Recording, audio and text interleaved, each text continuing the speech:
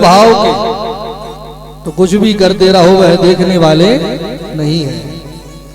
ठाकुर जी कहते हैं कि हमको मनाने के लिए ज्यादा प्रयास करने की आवश्यकता नहीं। पत्रम पुष्पम फलम तोयम यो में भक्त्या प्रयच्छति। भगवान कह रहे हैं कि कोई अगर हमें प्रेम से एक पत्ता भी चढ़ा देता है तो हम तो उसमें भी प्रसन्न हो जाते हैं। वो पत्ते में ये नहीं कहा कि तुलसी पत्र चढ़ाओ कि बिल्व पत्र चढ़ाओ। कई कई जगह ऐसी हैं जहां तुलसी पत्र मिलते ही नहीं है, बिल्व पत्र मिलते ही नहीं है, तो वहां के भक्त कैसे चढ़ाते? किसी पत्ते का नाम नहीं लिया, बोले जो मिल जाए वही हमें भाव से चढ़ा दो।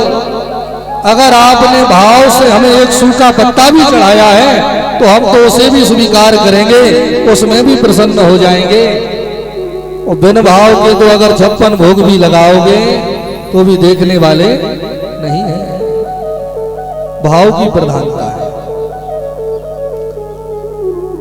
3 प्रकार की भक्ति का वर्णन कपिल भगवान ने किया और 3 प्रकार के भक्त होते हैं। मनसा वाचा कर्मणा, ये 3 प्रकार की भक्ति और 3 प्रकार के भक्त। आप यहां इतने लोग बैठे हो तो भक्तों की जो श्रेणियां बनाई हैं, आप कौन सी श्रेणी के भक्त हो? अपनी अपनी श्रेणी का थोड़ा निरीक्षण परीक्षण कर लो। जो भगवान के नए नए भक्त बनते हैं, जिन्होंने भक्ति की शुरुआत करी, उनको भगवान केवल मंदिर की मूर्तियों में ही नजर आते हैं। उनको लगता है कि भगवान केवल मंदिर में है और कहीं नहीं। उम्र कितनी भी हो गई हो, अगर भगवान केवल मंदिरों में ही दिखाई पड़ रहे हैं तो अभी आपकी भक्ति की शुरुआत हुई है। हाँ, ये बात सत्य है कि भक्ति की शुरुआत मंदिर से ही होती है। जो व्यक्ति मंदिर नहीं गया वो भगवान का भक्त बन ही नहीं सकता। शुरुआत तो मंदिर से ही होती है, क्योंकि पहले हमारी श्रद्धा मंदिर में ही जाकर के बनती है। लेकिन आपको भगवान केवल मंदिर में दिखाई पड़ रहे हैं, अभी आपकी भक्ति शुरू हुई है।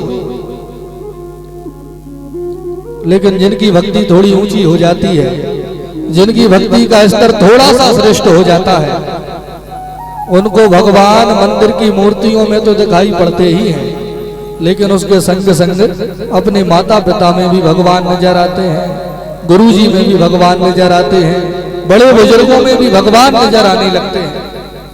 अगर आपको अपने माता पिता, गुरु और बड़े बुजुर्गों में भी भगवान के ही दर्शन हो रहे हैं तो समझना आपकी भक्ति का स्तर थोड़ा ऊंचा हो गया, लेकिन श्रेष्ठ नहीं हुआ।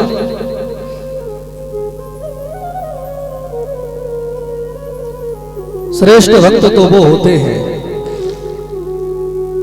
कि जो जहां देखें उनको केवल और केवल भगवान ही नजर आए, भगवान के सिवा और कुछ दिखाई ही ना पड़े, वही श्रेष्ठ भक्त माने जाते हैं।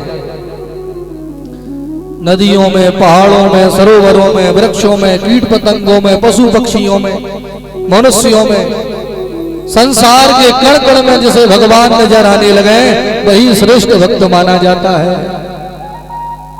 सिय राम मैं सब जग जानी और करहूं प्रणाम जोरी जुग पानी। पूरे जग में जब हमारे जगन्नाथ ही विराजमान हैं, और जिनको पूरे जग में अपने जगन्नाथ नजर आने लगते हैं, उनका ना कोई शत्रु होता ना कोई मित्र होता, उनका तो सबके प्रति समान भाव होता है। निज प्रभु में देखूं जगत की हसन करहूं विरोध। उनका किसी से विरोध होता ही नहीं है। भाई जिससे झगड़ा करेंगे उसके भीतर भी तो भगवान बैठे हैं, तो क्या अपने भगवान से ही झगड़ जाए? जो श्रेष्ठ भक्त होते हैं वह किसी को अपना शत्रु मानते ही नहीं। अरे मनुष्यों को तो छोड़ो, वह तो कुत्ता, बिल्ली, गधा, घोड़ा, बंदर से तक प्रेम करते हैं। अच्छा, हम लोग जानते तो हैं कि संसार के कण कण में भगवान बैठे हैं, जानते हैं कि नहीं? सब जानते हैं, सबको पता है, लेकिन मानते नहीं है। वो जानने से कुछ नहीं होता। डॉक्टर के पास में गए, दवा लेकर के आए, जेब में रख के दवा घूम रहे हैं, खाई नहीं। डॉक्टर को बदनाम करो, अरे भैया हम तो भोपाल गए थे, इतना महंगा इलाज कराया, कोई फायदा नहीं लगा। क्यों नहीं लगा फायदा? क्योंकि जो दवा खानी थी वो तो जेब में रखी है। तो हम लोग जानते तो बहुत कुछ है, लेकिन मानते कुछ भी नहीं। वो जब तक मानोगे नहीं तब तक कुछ भी प्राप्त होने वाला नहीं है। सिया राम मैं सब जग जाना।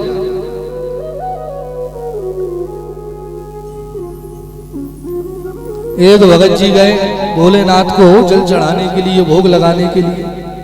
तो भोलेनाथ को जल चढ़ा रहे हैं और यही चौपाई गा रहे हैं, सिया राम मैं सब जग जानी, करहूं प्रणाम जोरी जुग पानी। जल चढ़ा दिया, फिर भोले बाबा को भोग लगाने लगे, फिर यही चौपाई गाए, सिया राम मैं सब जग जानी।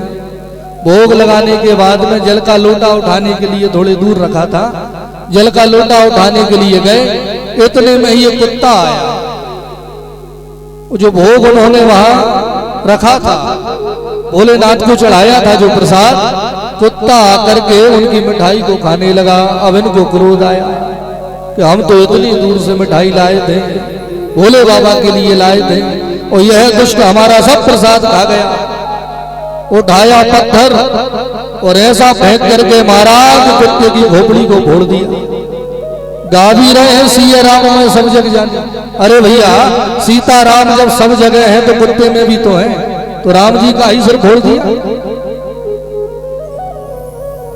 जानते तो सब है लेकिन मानता कोई नहीं है। मानो, मानोगे तो बात बन जाएगी। जानने वाले तो कितने आए कितने गए। भाई रावण की यही तो समस्या थी। रावण जानता तो सब था, बहुत बड़ा ज्ञानी था, लेकिन मानता कुछ नहीं था।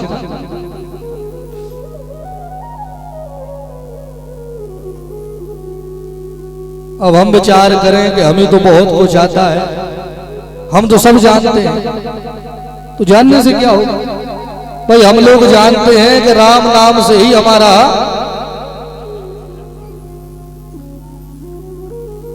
उद्धार होगा, राम नाम ही हमें मुक्ति दिलाएगा, ये सब जानते हैं। लेकिन जान रहे हो उस राम नाम को जप नहीं रहे हो, तो क्या जानने से उद्धार होगा? भाई जान लिया ये अच्छी बात है, लेकिन जो जाना है उसे मानो भी। मानोगे तो बात बनेगी। बोलिए राधे राधे। बहुत सुंदर ज्ञान उपदेश कपिल भगवान ने देवहूति मैया को दिया। प्रभु के वचनों को सुनकर के मैया जल की धारा बन करके बहने लगी। भक्त जब श्रेष्ठ स्थिति पर पहुंच जाता है तो उसका शरीर पिघल करके बहने लग जाता है। उसी बहती हुई जल धारा में कपिल भगवान ने आचमन किया, अपना कमंडल उठाया और सीधे गंगा सागर में आकर के विराजमान भय प्रभु, और आज तक वहीं विराजे हुए हैं। बोल कपिल भगवान की। उसके बाद श्री सुखदेव महाप्रभु ने परीक्षित को मनु महाराज के पुत्रों के वंश की कथा को सुनाना प्रारंभ किया।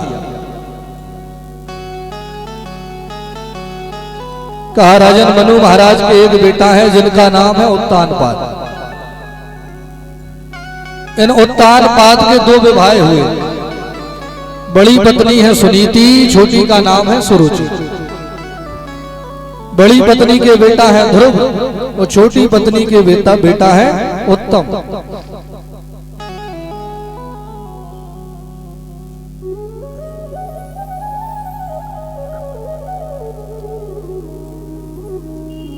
जब राजा ने दूसरा विवाह किया सुरुचि के संग में, सुरुचि जैसे ही घर में आई इसकी नजर सुनीति के ऊपर पड़ी। राजा से कहा, राजा ने कहा देवी ये हमारी पत्नी है, आपसे पहले इनसे हमारा विवाह हो चुका है। सुरुचि ने कहा जब आपका विवाह हो ही चुका था तो मुझसे विवाह क्यों किया? वो देखो मारे, अब मुझसे विवाह किया है तो मैं इनके संग तो नहीं रहूंगी, या तो घर में मुझे ही रखो या सुनीति को ही रखो। राजा सुरुचि पर ऐसे मोहित हुए कि अपनी पतिव्रता पत्नी सुनीति जो कि गर्भवती है, जिस समय माताओं को सबसे ज्यादा देखरेख की आवश्यकता होती है, ऐसे समय में पति की प्रसन्नता के लिए खुद ही घर त्याग दिया। पतिव्रता नारी का धर्म बहुत कठिन होता है। अगर हमारे पति हमारे जाने से प्रसन्न हो रहे हैं तो जाने में 1 मिनट नहीं लगाया, घर त्याग दिया, एक कुटी बनवाई, उसी में जाकर के रहने लगे। कालांतर में इनके घर एक पुत्र हुआ जिसका नाम ध्रुव रखा गया। धीरे धीरे ध्रुव जी बड़े हो रहे हैं तो सुनीति मैया ध्रुव जी को बहुत सुंदर संस्कार दे रही है। निवेदन करें, यहाँ इतनी माताएं बहनें बैठी हैं, बालक की पहली गुरु उसकी माँ होती है। विद्यालय का मुंह तो बालक बहुत बाद में देखता है, पहली शिक्षा तो माता जी की गोद में घर में ही मिलती है। अब जो पहली शिक्षा मैया ने दे दी, उस बात को बालक जीवन भर नहीं भूलता। माँ अगर चाहे तो अपने बेटे को धर्मात्मा बना दे, महात्मा बना दे, तपस्वी बना दे, संत बना दे, महापुरुष बना दे। माँ अगर चाहे तो अपने बेटे को चोर बना दे, डाकू बना दे, लुटेरा बना दे, आतंकवादी बना दे। मैया जैसे संस्कार दे रही है और जो पहली शिक्षा मैया ने दी है, वह स्वभाव बालक का जीवन भर बना रहता है। और एक और बात है, जन्म लेने के बाद स्वभाव बनना प्रारंभ नहीं होता।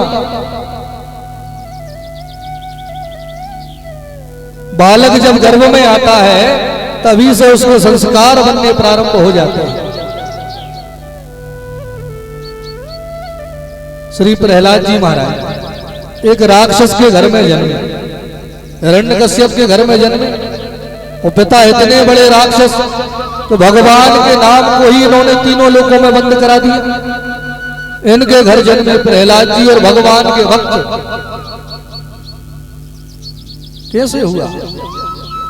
जब प्रहलाद जी अपनी माता जी के गर्भ में थे तो इनकी मैया को नारद जी अपने आश्रम में लेकर के गए और वहां भगवान की सुंदर सुंदर कथा नारद जी ने सुनाई।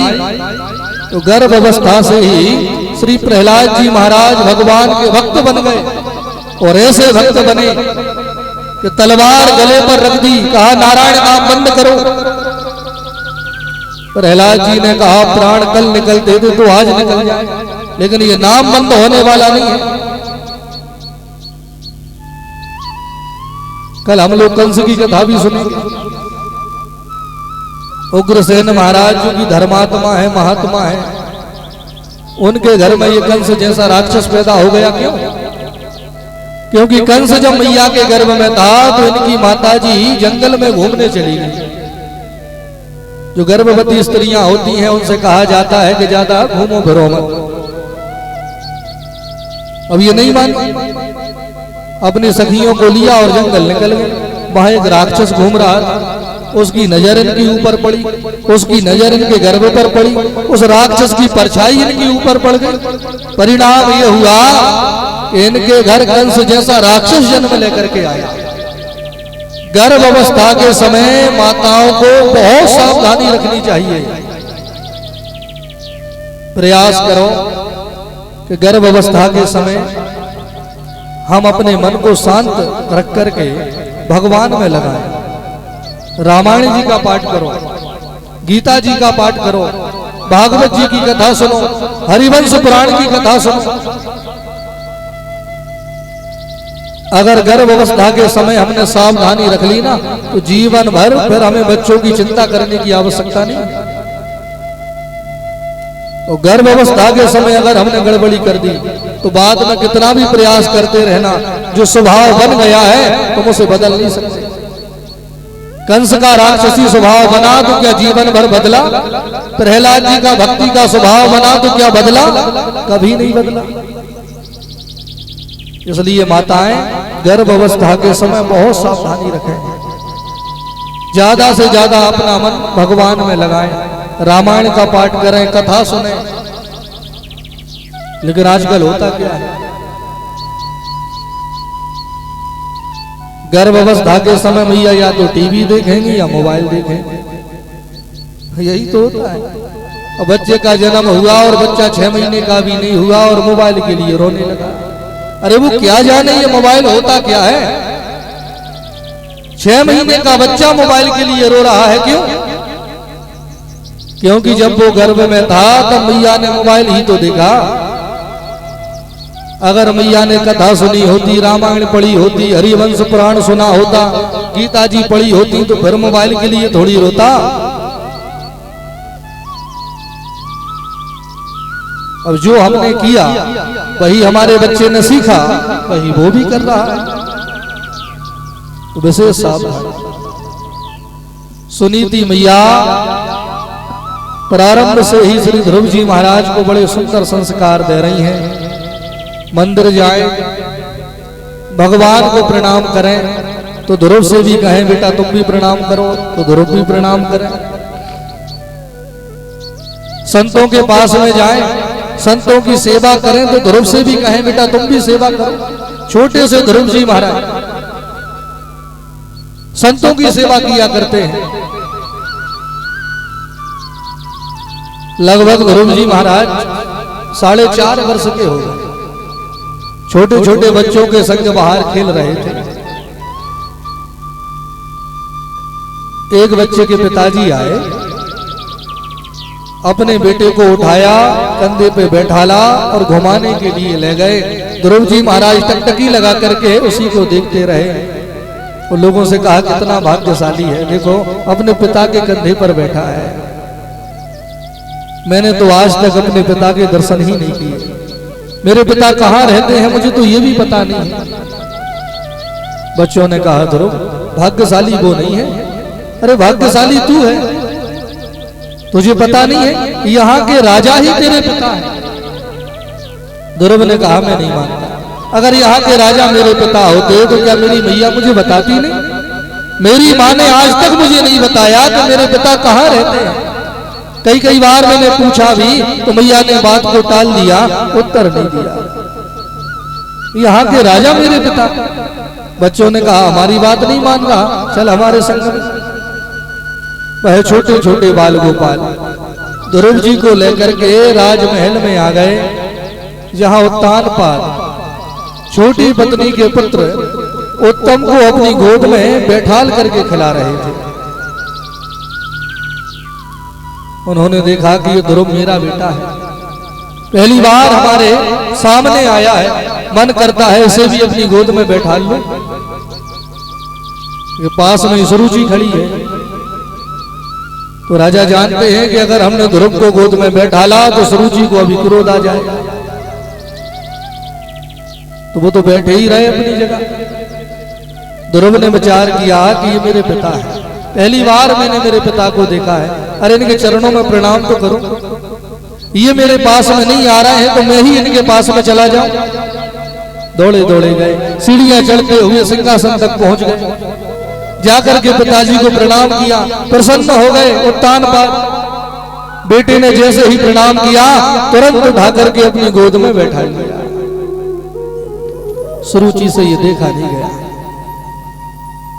सुरुचि ने यह विचार नहीं किया कि इसकी मां ने मेरी प्रसन्नता के लिए पूरा राजमहल त्याग दिया, पति को छोड़ दिया, पूरी संपत्ति छोड़ दी। अगर उसका बेटा थोड़ी देर के लिए पिता की गोद में बैठने आ भी गया तो क्या बिगड़ गया? नहीं देखा गया। जिनकी बुद्धि में दोष आ जाता है वह कभी किसी का भला देख ही नहीं सकते। इनकी बुद्धि में दोष है। विचार करने लगी, आज मेरे बेटे की बराबरी पर बैठा है,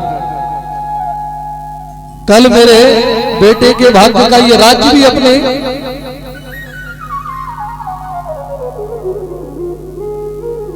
राज्य भी छीन लेगा। देखा नहीं, तुरंत दौड़ी दौड़ी गई सुरुचि। छोटे से ध्रुव जी महाराज 4.5 वर्ष की उम्र, हाथ पकड़ के वहीं से ऐसा धक्का मारा, धड़कते हुए आकर के बेचारे जमीन पर गिरे, जोर जोर से रोने लगे, पूरा चेहरा लाल पड़ गया, आंखों से झरझर करते हुए आंसू बह रहे हैं, मुंह से शब्द नहीं निकल रहे हैं। और रोते रोते कहा, मां आखिर मेरी गलती क्या है? क्या ये मेरे पिता नहीं है, या इनकी गोद में बैठने का मेरा अधिकार नहीं है? तो आज मुझे मेरी पिता की गोद में बैठने से क्यों रोका? आखिर मुझे क्यों धक्का मारा? मेरी गलती क्या है? मुझे कुछ तो बता दो। कितना अभिमान है सुरुचि को। खिलखिलाती हुई हंस रही है, वो कह रही है, देख ये तेरे पिता भले ही है, लेकिन मैं तेरी मां नहीं हूं, इसलिए तू इनकी गोद में नहीं बैठ सकता। अगर मैं तेरी मां होती तो ही तू इनकी गोद में बैठता। ध्रुव ने कहा, भैया अगर मान ले कभी मेरा मन हुआ पिता की गोद में बैठने का, तो मुझे क्या करना पड़ेगा?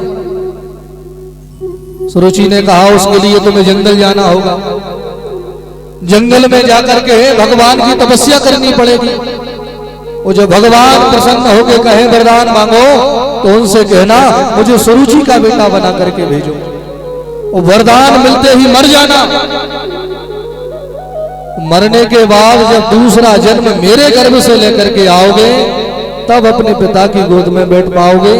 इस जन्म में तो कभी नहीं बैठ पाओगे।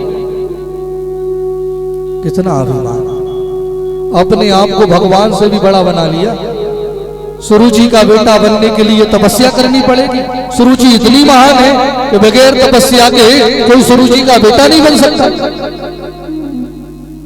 ध्रुव ने कहा, भैया आज जो तूने मेरा अपमान किया है, इस पूरे अपमान का बदला लूंगा।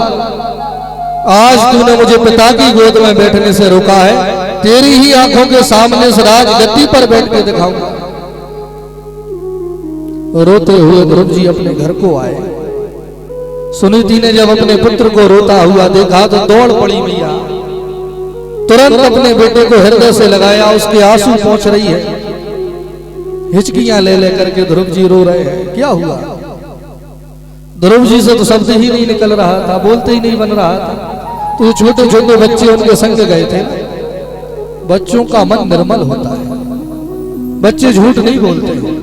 पूरी बात उन्होंने बता दी कि कैसे सुरुचि ने धक्का मार करके ध्रुव का अपमान किया, पिता की गोद में नहीं बैठने दिया। ध्रुव ने कहा, भैया मेरी गलती क्या है? आखिर मैं अपने पिता की गोद में क्यों नहीं बैठ सकता? सुनीति को जब ये पता लगा तो मन ही मन उसका हृदय तड़पने लगा कि मैंने सब कुछ तो दे दिया,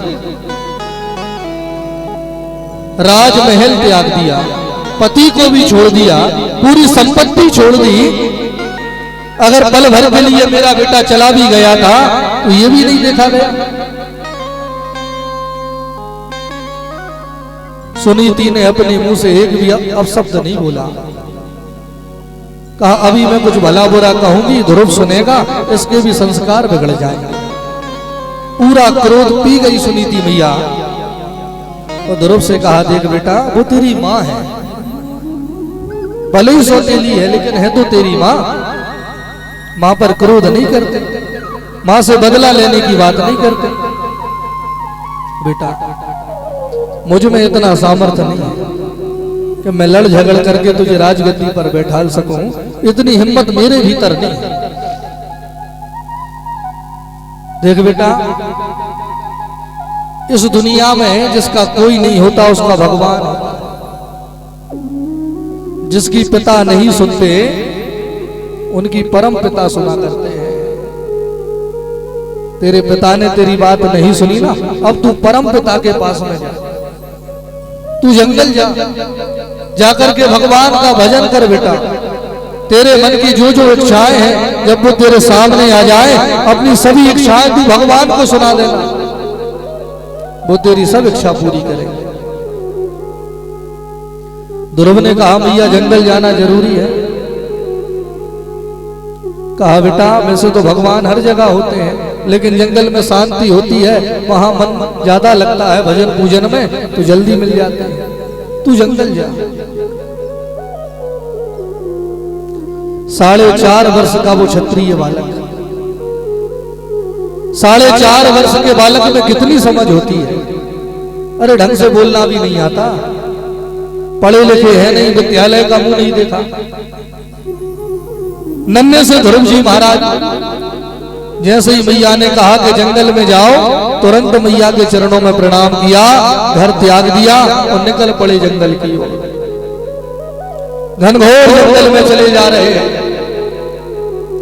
कई कई प्रकार के हिंसक जंगली जानवरों की आवाजें भी सुनाई पड़ रही हैं, फिर भी मन में कोई भय नहीं है, निर्भय होकर के जा रहे हैं। क्यों? जो भगवान के भरोसे निकल पड़ते हैं वो जहां भी जाते हैं निर्भय होकर ही रहते हैं। संत महात्मा जंगलों में पड़े हैं, 20-20 किलोमीटर तक कोई गांव ही नहीं है, झोपड़ी बना करके बाबा जी रह रहे हैं, कोई डर नहीं है। क्यों? तुलसी बिरवा बाग की सींचत भी मुरझाए, और राम भरोसे जो रहे सो पर्वत पे हरे। राम जी के भरोसे जहां रहोगे वहीं सुखी रहोगे। अगर तुम राम जी के भरोसे हो गए तो तुम्हारा दुनिया में कुछ नहीं बिगाड़ सकता। जहां रहोगे राम जी वहीं आकर के तुम्हें सहारा देंगे। इसलिए भैया अपने जीवन की नैया राम जी के चरणों में सौंप दो। बोलो भक्त वत्सल भगवान की जय हो। भगवान ने नारद जी को भेजा, जाओ जाकर के ध्रुव को गुरु मंत्र दे आओ, क्योंकि बगैर गुरु मंत्र के अगर ये तपस्या कर भी रहे हैं ना तो इनकी तपस्या का फल इन्हें प्राप्त नहीं हो पाएगा।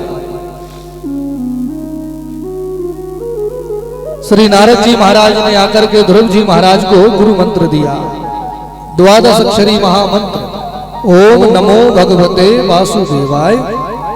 इसी मंत्र को ध्रुव जी ने लिया, गुरु जी ने नियम बताए और इसी महामंत्र को लेकर के सीधे मथुरा में आए, यमुना मैया के तट पर पहुंच गए और वहां ध्रुव जी ने तपस्या प्रारंभ कर दी। ध्रुव जी महाराज भगवान की तपस्या कर रहे हैं, भजन कर रहे हैं। छोटी सी उम्र है, भगवान देख देख करके प्रसन्न हो रहे हैं। मेरा नन्हा सा भक्त ध्रुव देखो कैसे निर्भय होकर के भजन कर रहा है। वो इतनी छोटी सी उम्र में कितने कठिन नियम। तपस्या के पहले महीने में नियम बनाया कि 3 दिनों तक कुछ भी नहीं खाते। 3 दिनों में एक बार फल तोड़ करके खाते। वो दूसरा महीना प्रारंभ हुआ तो फलों को खाना भी बंद कर दिया। दूसरे महीने में तो 6 दिन में एक बार पेड़ों के पत्ते तोड़ के खा लेते हैं, जमीन से घास उखाड़ करके खा लेते हैं। तीसरा महीना प्रारंभ हुआ तो बेल पत्ते खाना भी बंद कर दिए। अब तो 9 दिन में एक बार केवल जमुना जी का जल ही पीते, वो भी 9 दिनों में। चौथा महीना प्रारंभ हुआ तो जल पीना भी बंद कर दिया। अब तो 12 दिनों में केवल वायु का आहार करते हैं। ऐसा घनघोर तब ध्रुव जी महाराज कर रहे हैं, भगवान को भज रहे हैं। ओम नमो भगवते वासुदेवाय इस महामंत्र से भगवान को रिझा रहे हैं, मना रहे हैं। तो आइए हम लोग भी 2 मिनट ध्रुव जी के संग में प्रभु के चरणों में अपना मन लगाएं। और जैसे ध्रुव ने भगवान को पुकारा उसी प्रकार हम भी उन प्रभु को पुकारें तो वो हमें हमारे हृदय में आकर के दर्शन देंगे। बोलो भक्त वत्सल भगवान की जय। ओम नमो भगवते वासुदेव।